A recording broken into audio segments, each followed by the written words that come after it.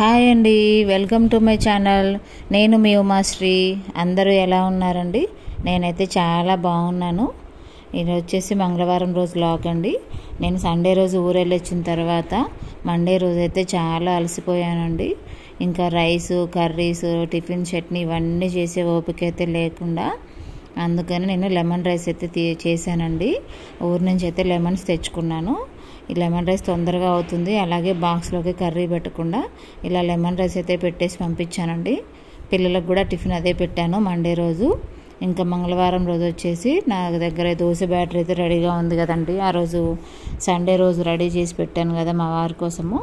అదైతే ఇంకా రెడీగా ఉంది కాబట్టి ఇది మంగళవారం రోజు దోశలు అయితే వేసి, అలాగే ఆలుగడ్డ కర్రీ కూడా తొందరగా అవుతుందని ఆలు కర్రీ చేద్దాం అనుకుంటున్నానండి.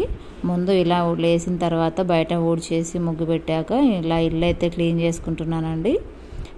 ఇల్లు ముందే క్లీన్ చేసుకుంటే కొంచెం నీట్గా ఫ్రెష్గా ఉంటుంది.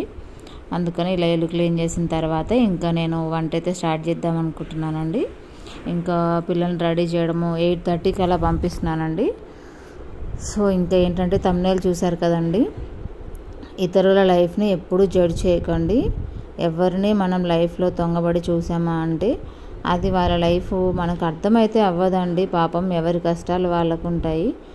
ఏం చేస్తున్నారు, లైఫ్ అలా వేస్ట్ చేస్తారు, ఇలా వేస్ట్ చేస్తారు అంటే లైఫ్లో కాంప్రమైజ్ అయ్యే సిచ్యువేషన్ లేదండి. ఇప్పుడైతే మనం అడ్జస్ట్ అవుతామండి, ఇంకా పిల్లల్ని అయితే అడ్జస్ట్ చేయలేము కదండి.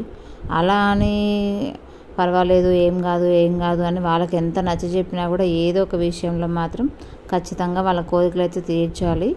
ఇన్నేసి డబ్బులు వస్తాయి, అన్నేసి డబ్బులు వస్తాయి అనడం ఈజీ అండి. కానీ పిల్లల కోరికలను తీర్చడమే తల్లిదండ్రి యొక్క ముఖ్య లక్షణం కదండి.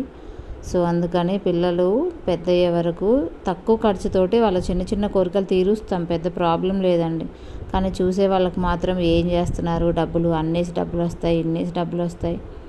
ఒకరి లైఫ్ని జడ్జ్ చేయడం చాలా ఈజీ అండి. కానీ ఆ లైఫ్ మనలాంటి లైఫ్ మన ఏజ్ వాళ్ళకే అర్థమవుతుందండి ఎలా ఉంటుంది ఏంటనేది. రిటైర్మెంట్ తీసుకున్న తర్వాత మా రోజుల్లో అలా ఉండేది, మా రోజుల్లో ఇలా ఉండేది, అస్సలు ఖర్చులే లేవు, మీరు ఇలా వేస్ట్ చేస్తున్నారు డబ్బులు, అలా వేస్ట్ చేస్తున్నారు చెప్పడం ఈజీ అండి. చెప్పడం ఈజీ. విలేజెస్ వేరు, సిటీస్ వేరు.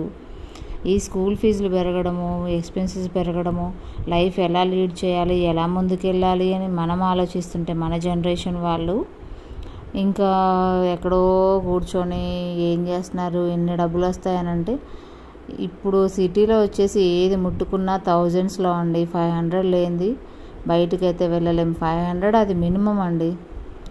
ఎలా తెలుస్తుందండి వీళ్ళకి? అమ్మో 1000, అమ్మో 1500 ఇలా ఇలా ఇలా అంటూనే ఉంటారు. ఇలా మానసికంగా కృంగదీస్తుంటారు. ఇంకా మనం నమ్ముకొని 2 పిల్లలు ఉన్నప్పుడు మనం వాళ్ళ కోరికలు తీర్చడమే మన ముఖ్యం.